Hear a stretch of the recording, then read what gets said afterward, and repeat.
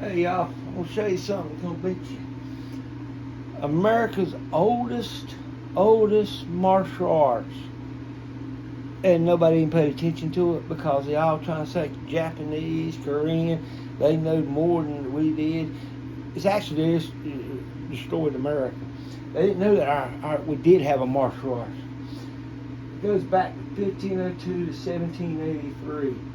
The British and French trade ships, military ships, sailors learned in a trip to Thailand.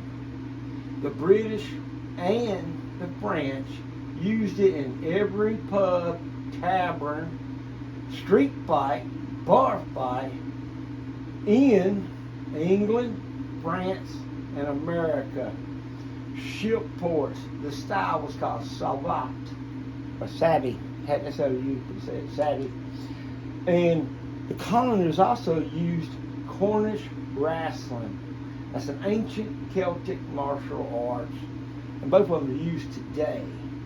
And what tickled me is everybody in the karate world and kickboxing world saying they know so much that, America had something called rough and tumble. But here's the funny part. Look when this shit started going around saying we use this style.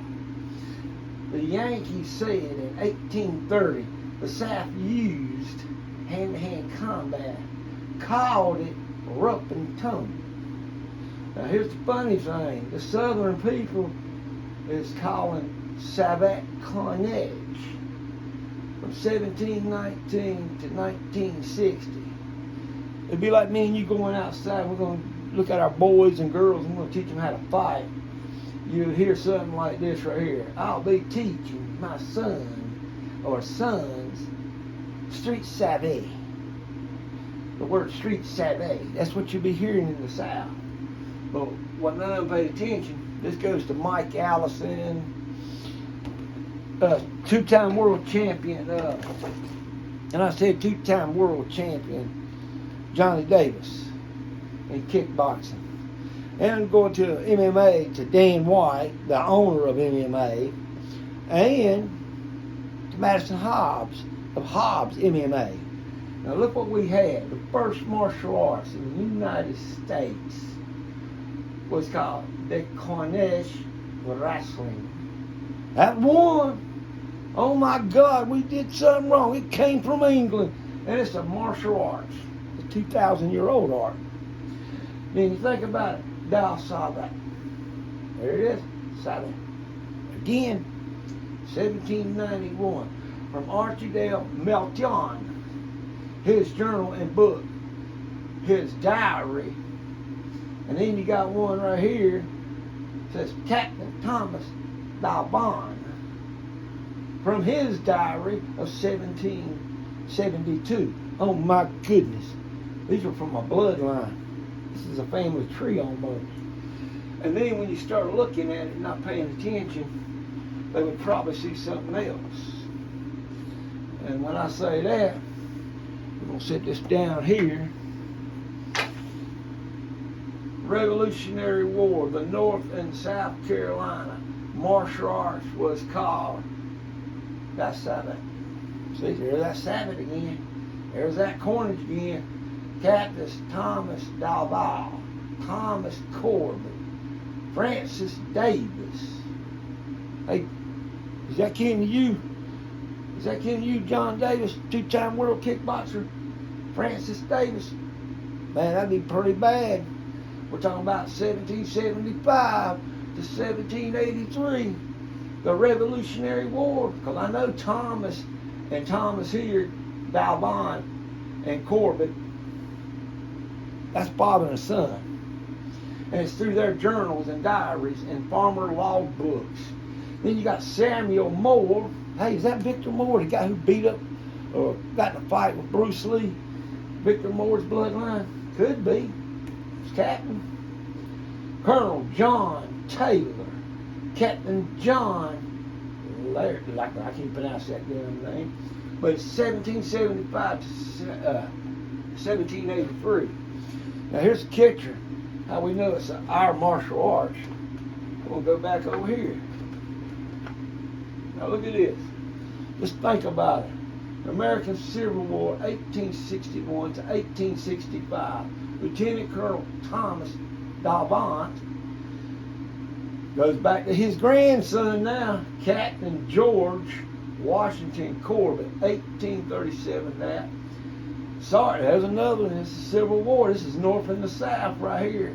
These are the Union and Confederate soldiers. He's a Confederate. He's a Union. James Hurley Clarence, 1831 to 1911. Richard R. Allen. There's some more kinfolk. John Melton, Jimmy Clarence, Jimmy Melton. I can't even pronounce that guy. Almond. And Charles Moore. Oh my goodness. Through their journal, diary, farm books, saying Savate Cornish. Uh-oh. There's that damn French word, Savate. There's that damn England word again, Cornish. Don't forget, it's wrestling and kickboxing. Oh my goodness. Ralph Steele Corbett, World War I. Melvin Alexander Clarence, 1891 to 1962. Then you got another one, 1891 to 1953. Then you got, there's my grandfather, Ralph Steele Corbett, 1923, 2006. Oop, there's my daddy. And you see how he had it. That's that name right there, Javin. James Clarence, 1938. That word right there is Jewish. Oh my God. You mean all of them saying Savate Cornish? See, that's something you need to think about. Then you can go right back and look at the Revolutionary War again. You can sit there and look at it and think about it for a second. Just think. Revolutionary War. North Carolina says, Savate Cornish. Savate Cornish. Uh-oh. That's North Carolina. And then, so you have to think, that's been going on to 2004. That's a pretty damn long time. So that would make that really bad, wouldn't it?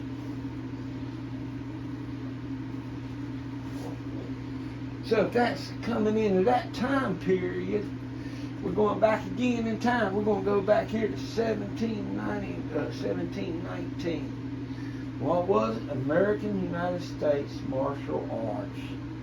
The Colonies Wrestling. Savate. Savate. 1791. Melton. 1740.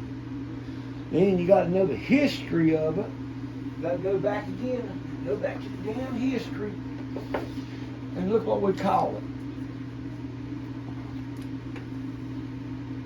See, it goes all the way back to 1502 to 1783. The British and French trade ships, military ships, sailors learned in a trips to Thailand.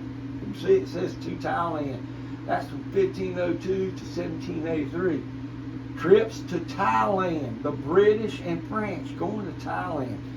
And then they learn this shit. Now here's the funny part. And then you know your Cornish is 2,000-year-old martial arts.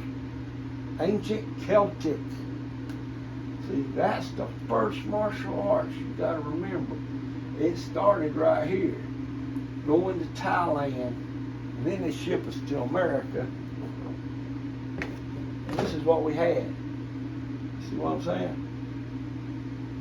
1719. Now, and today, and I said today, we can say the oldest martial arts in North Carolina, United States of America, 303 years old. Savate Cornish. And if you wanted to, you could easily go like this. Savate, when you see them fighting everything, is Muay Thai boxing. Just by looking at it, you'll see it right off the bat. Savate is Muay Thai boxing. Watered down. And then when you go to this right here, Savate Cornish, mixed martial arts. See what I'm saying? You can actually call it as it is. Savate Cornish, mixed martial arts. Now that's the oldest martial arts in America. Right there. Now Allison, American Karate, Michael Allison, 9th degree black belt. You're saying we didn't have no martial arts between 1719, and I just showed it to you. Johnny Davis, we was talking about that, and he said we just fixed fighting. No, we were still doing this. So that means you had kickboxing a long time ago. Savate's kickboxing, 1719. Didn't think about that, did you? Madison Hobbs mixed martial arts. You forgot Savate Cornish. That's your mixed martial arts. That is the martial arts of North Carolina and America. So you got two styles, but North Carolina made it one. Only in wartime. They only did it in wartime. Because you got to think, they only used it in war. This is family reunion. See? This is wrestling. We call that freestyle. We call this kickboxing. And then you go back again, you start looking at it. Really looking at it. Really looking at it. We can sit there and go from the Revolutionary War